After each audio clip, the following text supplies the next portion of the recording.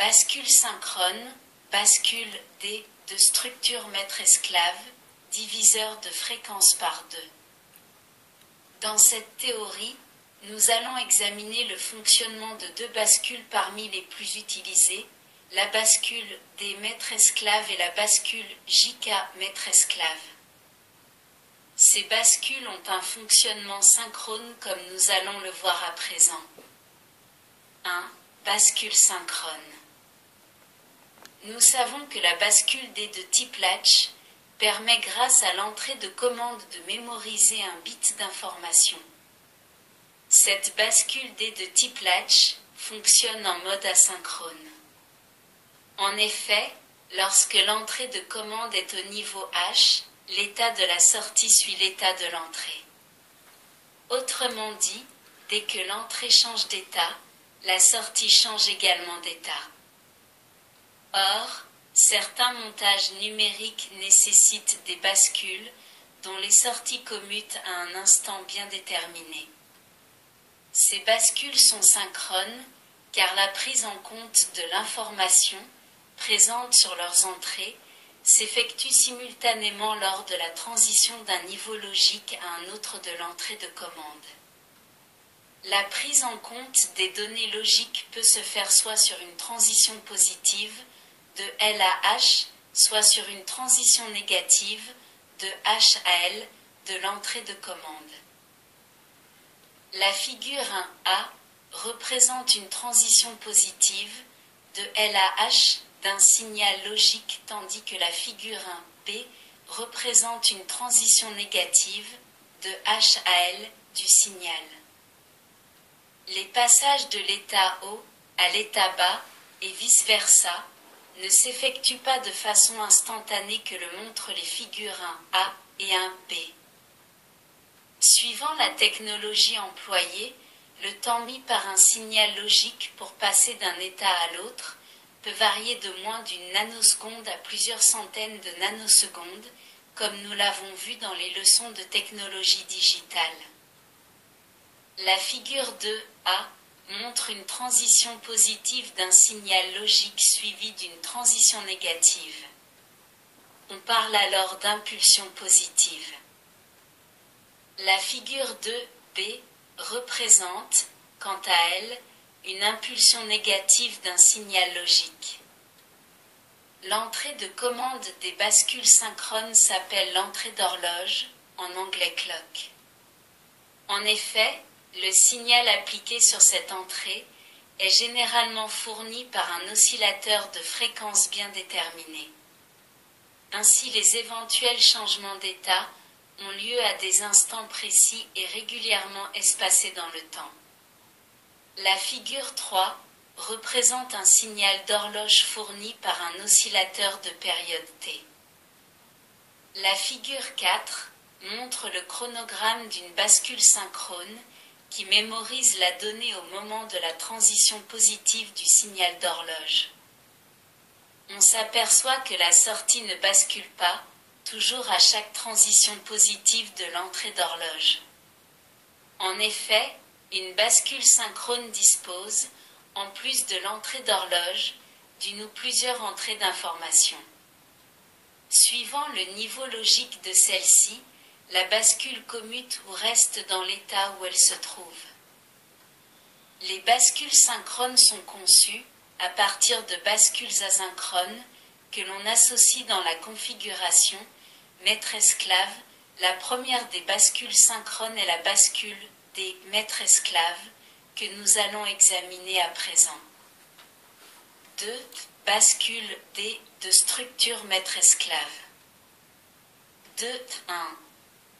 Constitution et fonctionnement de la bascule des maîtres-esclaves. La bascule D de structure maître-esclave est constituée de deux bascules D à verrouillage ou latch placées l'une à la suite de l'autre. La première est appelée maître, la seconde est appelée esclave. La figure 5 montre le schéma synoptique d'une bascule des maîtres-esclaves. On s'aperçoit que l'entrée D de la bascule esclave est relié à la sortie Q' de la bascule maître.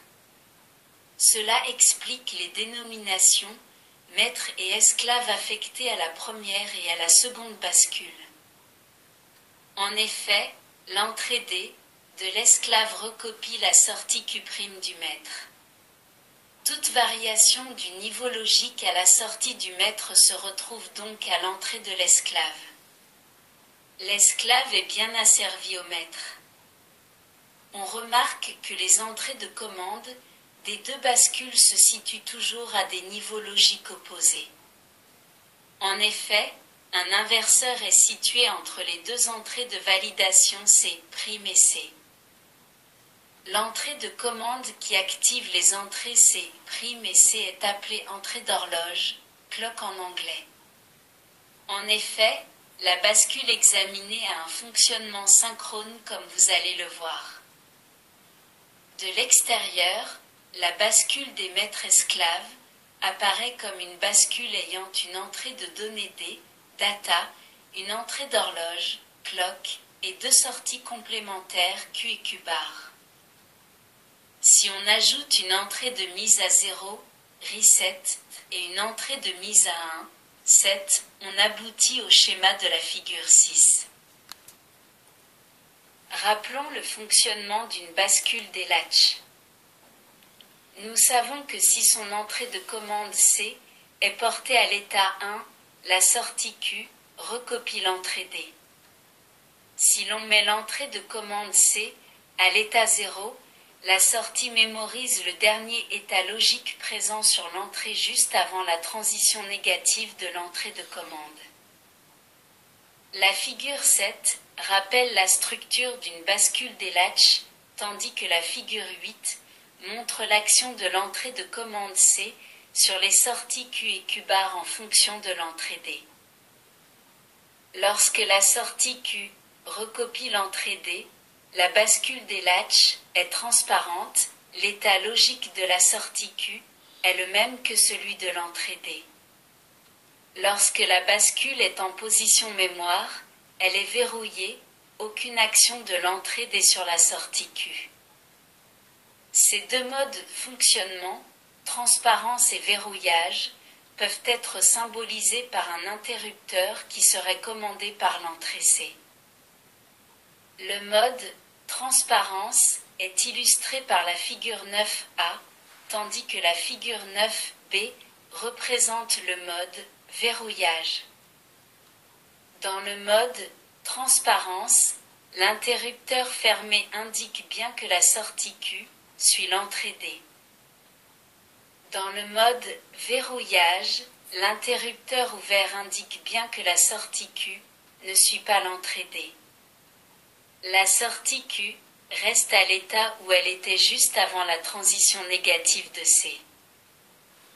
La bascule des maîtres esclaves peut se représenter par la mise en série de deux interrupteurs commandés par l'entrée d'horloge.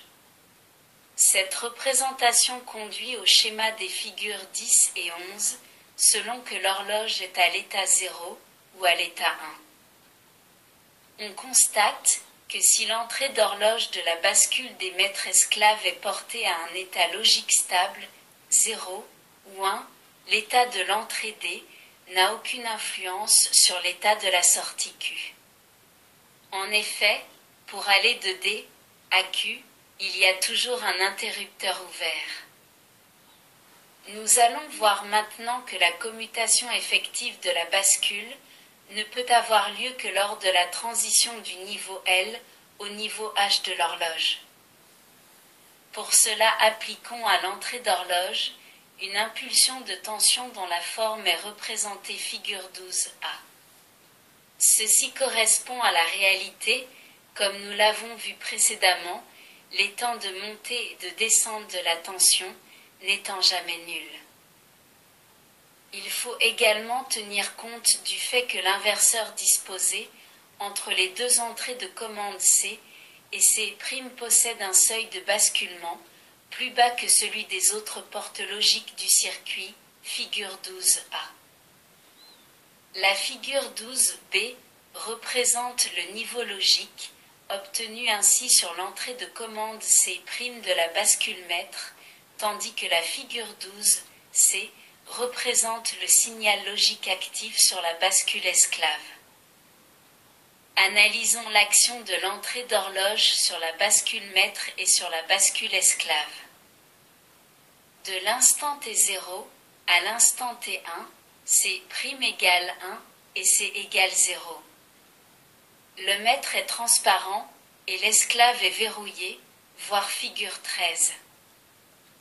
La bascule mètre transfère la donnée D en sortie Q'.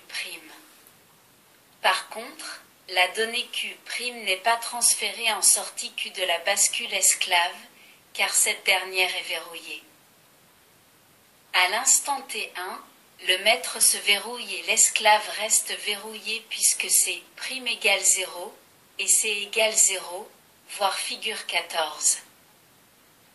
L'information binaire présente sur l'entrée D, juste avant l'instant T1, se trouve mémorisée à la sortie Q' puisque C' est passé de l'état 1 à l'état 0 à l'instant T1.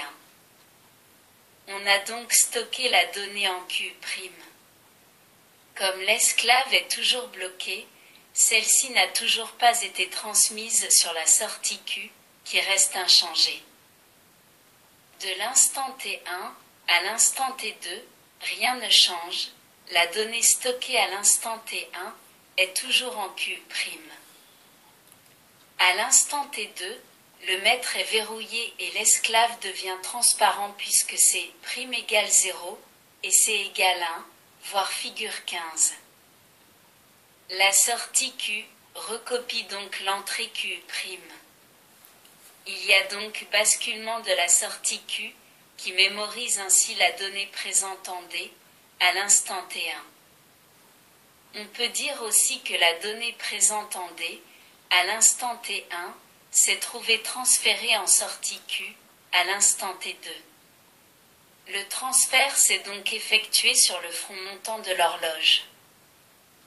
De l'instant T2 à l'instant T3, il n'y a pas de changement puisque C' égale 0 et C égale 1. À l'instant T3, l'esclave se verrouille, tandis que le mètre est toujours verrouillé.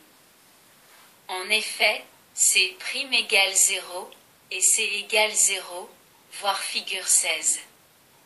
On constate que les sorties Q' et Q ne changent pas d'état. De l'instant T3 à l'instant T4, le maître et l'esclave sont toujours verrouillés et les sorties Q' et Q conservent leur état logique. À l'instant T4, le maître devient transparent puisque C' égale 1, voire figure 17.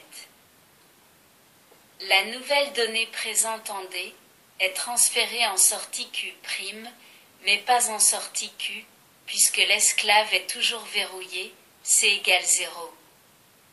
On constate donc que lors du front négatif de l'horloge, de l'instant T3 à l'instant T4, la sortie Q ne peut basculer. En résumé, l'éventuel basculement de la sortie Q n'a lieu qu'au moment du front montant de l'horloge, transition du niveau L au niveau H de l'entrée clock.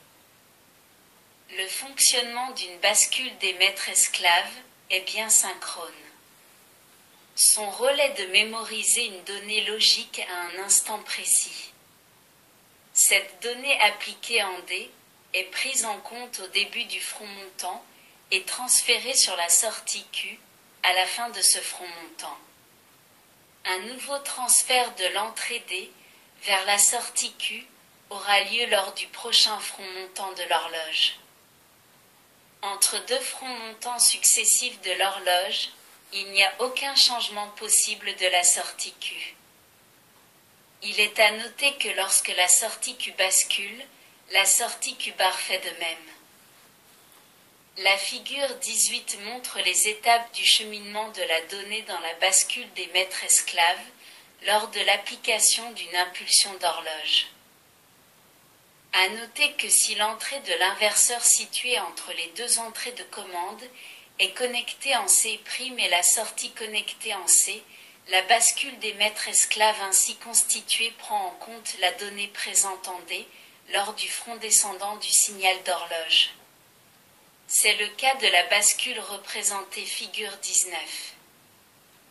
Revenons à présent sur la structure détaillée d'une bascule des maîtres esclaves, sensible au front montant de l'horloge.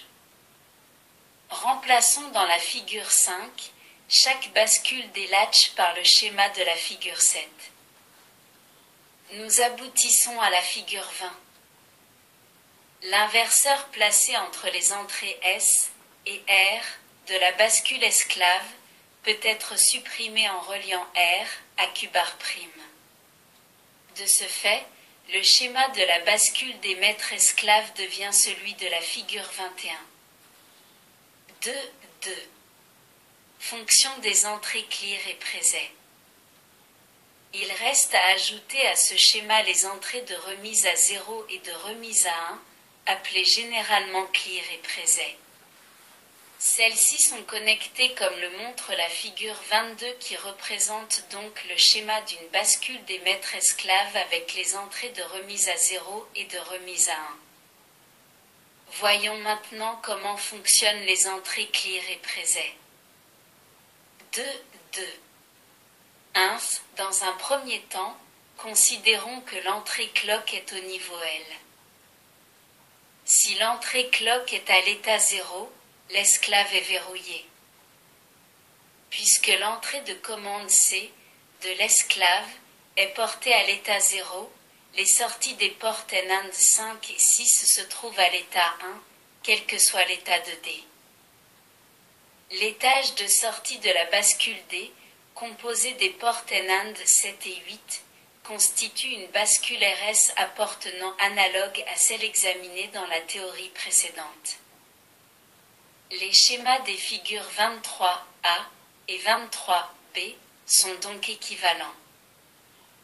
Pour mettre la bascule D à l'état 1, Q égale 1, il faut positionner l'entrée clear à l'état 1 et appliquer une impulsion négative sur l'entrée présée. Celle-ci est bien l'entrée de remise à 1 et elle est active à l'état 0. De même, pour mettre la bascule à l'état 0, Q égale 0, il faut positionner l'entrée présée à l'état 1 et appliquer une impulsion négative sur l'entrée clear. Cette dernière est donc bien l'entrée de remise à 0 et elle est active également à l'état 0. Si l'on porte les deux entrées clear et présées à l'état 0, les sorties Q et Q-bar sont forcées à l'état 1. Cette combinaison des entrées clear et présées est rarement utilisée. 2.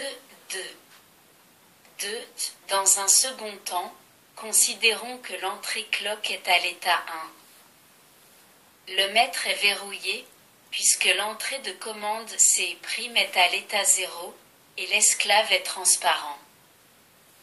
Positionnons l'entrée clear à l'état 1 et appliquons une impulsion négative sur l'entrée présée. Comme on le voit sur la figure 22, cette impulsion va faire commuter la bascule RS, composée des portes NAND 3 et 4 à l'état 1, Q' égale 1 et Q' égale 0.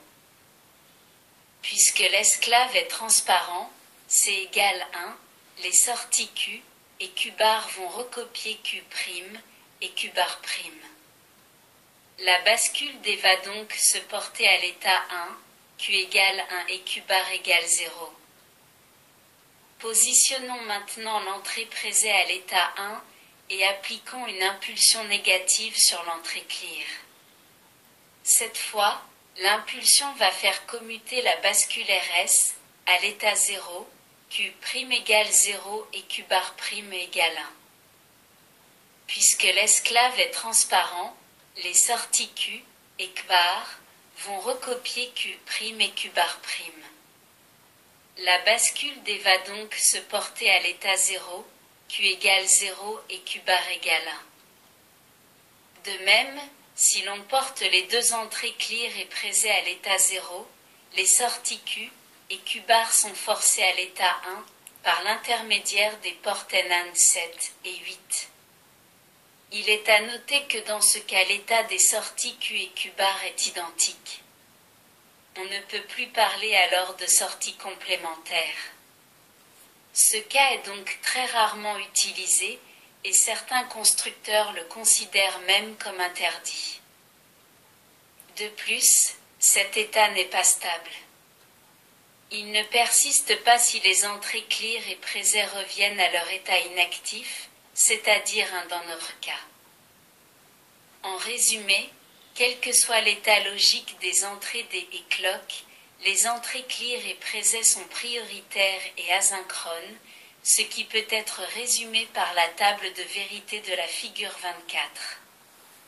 Les croix X placées dans les cases D et clock signifient que l'état de ces deux entrées n'a aucune incidence sur l'état des sorties de la bascule.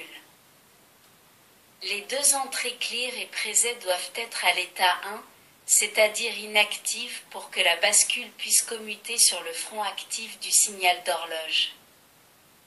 Il est à noter qu'il existe des bascules des maîtres esclaves dont les entrées clear et présets sont actives à l'état 1. Dans ce cas, ces deux entrées doivent être portées à l'état 0 pour que le signal d'horloge soit actif. Enfin, certaines bascules voient leurs deux sorties Q et Q bar passer à l'état 0 et non pas 1, comme dans le cas précédent, lorsque les deux entrées clear et présets sont toutes deux actives. Toutes ces différences s'expliquent par des différences de constitution technologique. 2, 3. Table de vérité et chronogramme. Le fonctionnement complet de la bascule des maîtres esclaves examinés est résumé par la table de vérité de la figure 25. Le symbole front montant que l'on peut voir dans la colonne clock de la table de vérité indique une transition positive du signal d'horloge. Dans cette table, les trois premières lignes indiquent que les entrées clear et présets sont prioritaires et actives sur un niveau bas. La quatrième ligne indique que l'état logique 0, présent en D, est transféré à la sortie Q sur le front montant du signal d'horloge. La cinquième ligne indique que l'état logique 1, présent en D, est transféré à la sortie Q sur le front montant du signal d'horloge. Aux sixième et septième lignes, Q0 et Q bar 0 sont les états logiques que les sorties Q et Q bar ont pris lors du dernier front actif de l'horloge. Ces états logiques Q0 et Q bar 0 ont pu être imposés par les entrées prioritaires clear et présets. Autrement dit, ces deux dernières lignes de la table de vérité indiquent bien que les sorties Q et Q bar ne basculent pas sur un niveau logique du signal d'horloge mais bien sur un front montant de ce signal. La figure 26 montre un exemple de chronogramme de la bascule des maîtres esclaves examinés. Au début de ce chronogramme, l'entrée préset est mise à l'état 0, donc elle est active. La bascule se trouve par conséquent à l'état 1. Puis l'entrée préset retourne à l'état 1. La sortie Q reste positionnée à l'état 1. L'entrée clear reçoit une impulsion négative qui fait passer la bascule à l'état 0. Le deuxième front actif de l'horloge n'a pas d'action sur la sortie Q de la bascule puisqu'il a lieu lorsque l'entrée clear est active, donc prioritaire. Ensuite, les entrées clear et présets deviennent inactives puisqu'elles sont portées à l'état 1. La bascule ne pourra désormais commuter que sur le front positif de l'horloge. Au troisième front actif de l'horloge, l'état logique présent en D est l'état 1. La bascule qui était à l'état 0 passe donc à l'état 1. Lorsque survient le quatrième front positif, l'entrée D se trouve à l'état 0. La bascule commute donc pour passer à l'état 0.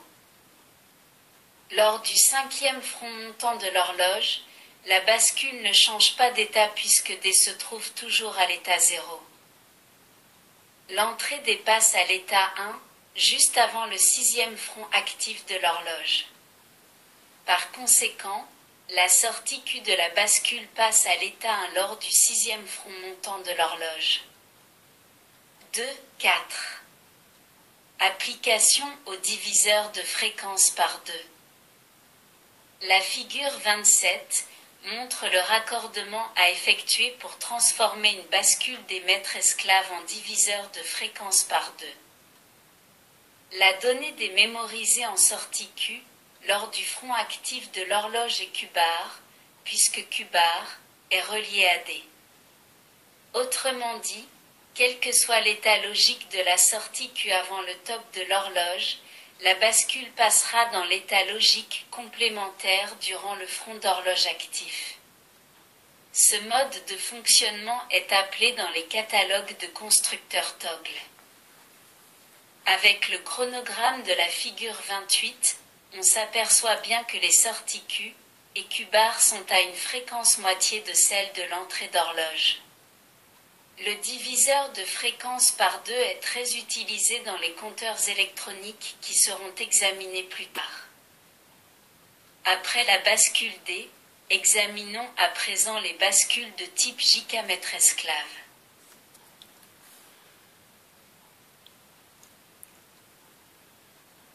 Merci de votre écoute. À bientôt.